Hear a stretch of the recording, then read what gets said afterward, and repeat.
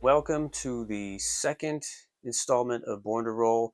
I'm actually really excited about this because I happen to roll on probably one of the greatest local hip hop songs that came out of the Pacific Northwest. There's stuff that we are known for,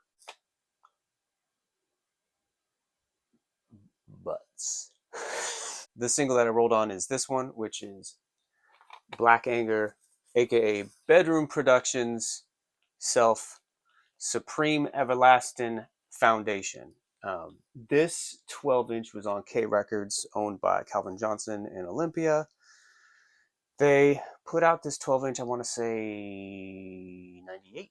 Yeah, 98. There's a lot of stuff to talk about with this record. This copy, this actual copy, I went to LA to go visit a friend and went to Fat Beats for the first time. And I remember snatching it up because it was this moment of, we made it. We made it, everybody.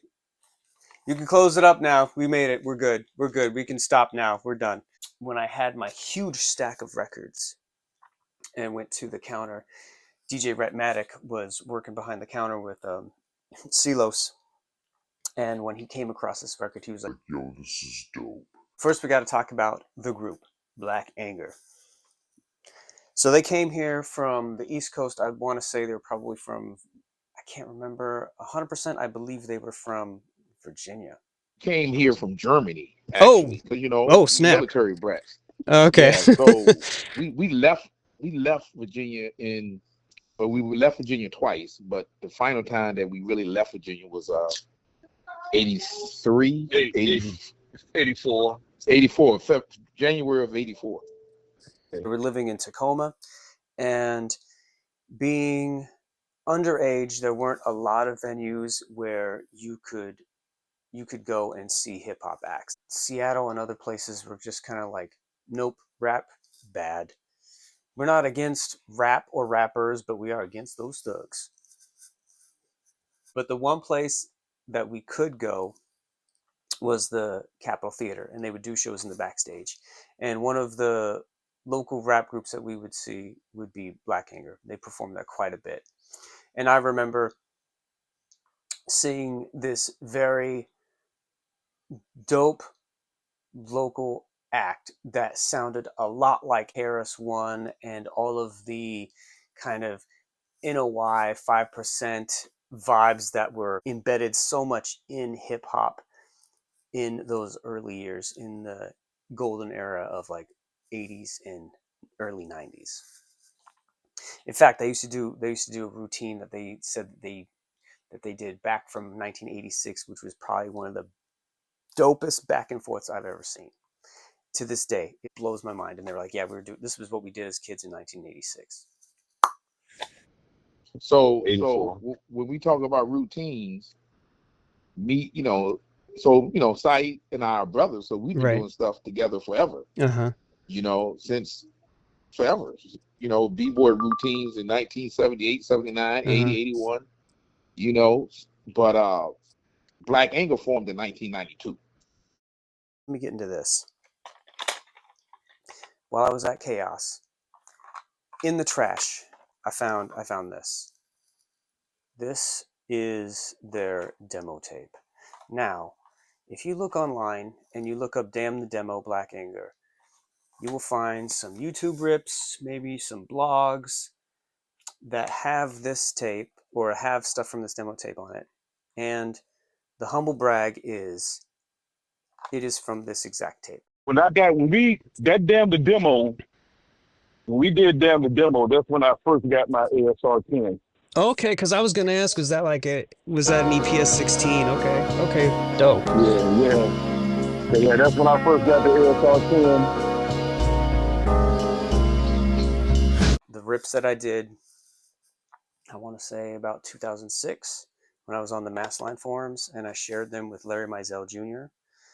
And then they started going through DAPs and other people, and then the blogs did what the blogs did. So if you have ever heard any of this, it's simply because of me ripping this tape. Now, I probably, for archive purposes, probably need to redo it again, because most likely, I want to say, I'd have to look on my hard drive, but the rips that I did, that I posted and I shared to like Larry, because he was working at the Stranger at that time, they were probably like 128 Mbps or something like that. They probably sound like trash.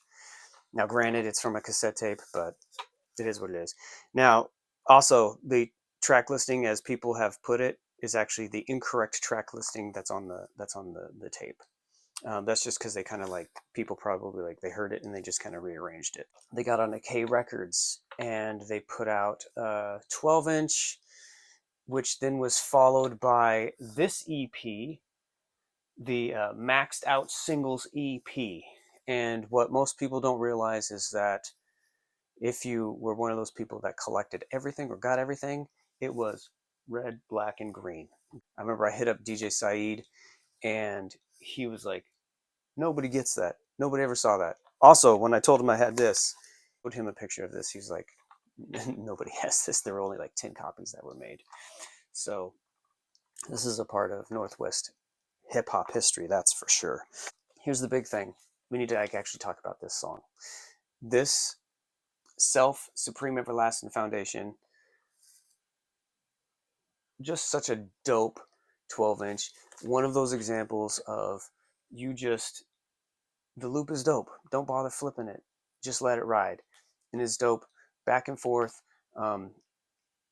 It's a chef's kiss. Supreme everlasting foundation. Knowledge is the key to free the black nation. Infiltrate the movement with integration. Supreme everlasting foundation. Brian Fresh, take it away. Yeah, this was such a hit in the PNW that the DJs here were doing doubles and flips and routines of this. Case in point, Brian Fresh. So, the A side knocked it out the park. It's amazing. I would say it's probably like my most favorite like Northwest records, 12 inches. B side, I Know Ways. The interesting thing is that the B side, I Know Ways, they use this record, which most people might have heard on. So the rings and things you sing about, bring them out. What more can I say? From Jay-Z's Black album, which was also used on Tracy Lee's joint with Biggie. Where you from? West or East Coast? Squeeze toast, leave most in the blood they laying in. Axe traying them. In the era of when having a guest verse by somebody like Biggie would have like made like them just.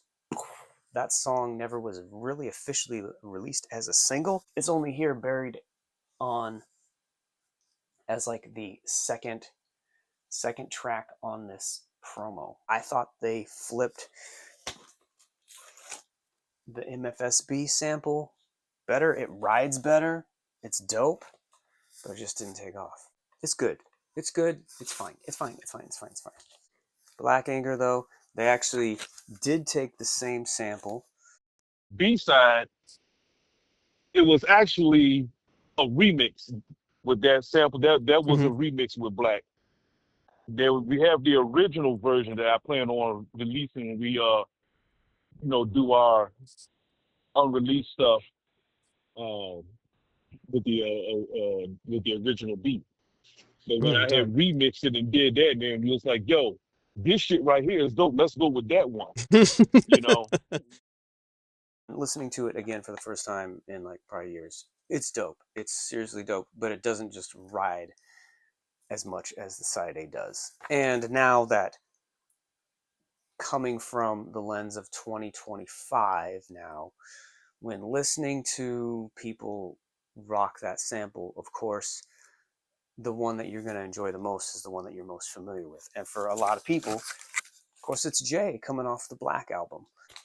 Dope 12-inch, dope roll. I couldn't have asked for a better roll, to be honest. Dope roll, dope 12-inch.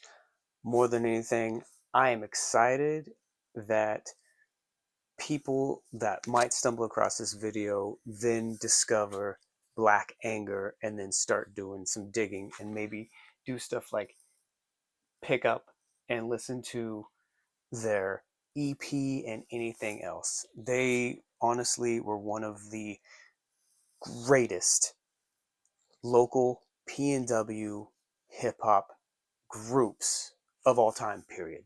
You even had when Massline and Blue Scholars were coming up, and Common Market, and they were the big local acts in the second wave here in the Pacific Northwest. You had Blue Scholars ask Black Anger to open up Bayani. And we always wondered if you know, people got it, if we were appreciated. And you know, we hear it. It's every now and then somebody, you know, like yourself would say, "Hey man, you guys had something," and boom, boom, boom. So I mean, that's why we back in the lab now, man. You know, dope. That was gonna you be know, a question. It was gonna be, are y'all still getting it in? And I mean, there has always been love, because like I remember like when Blue Scholars and Common Market were like the big wave in Seattle. I remember they asked you to come out and like open for yeah. Bayani. That was Oh like, yeah, that was dope. That was really dope. yeah, yeah, yeah, yeah, yeah, yeah. We enjoyed that. That was cool. Yeah, very humble when they asked us to come out there. So it's like, Yeah, shit, man, y'all, that's dope, man. You know, they said it was because of us they, you know, doing what they doing, man. I was like, really? You know? yeah, And they had them come out, and it was like on the billboard. It was a big thing. They meant a lot to those of us growing up in the 90s. Dope group. Peace to Sayeed. Peace to Brother Kindo.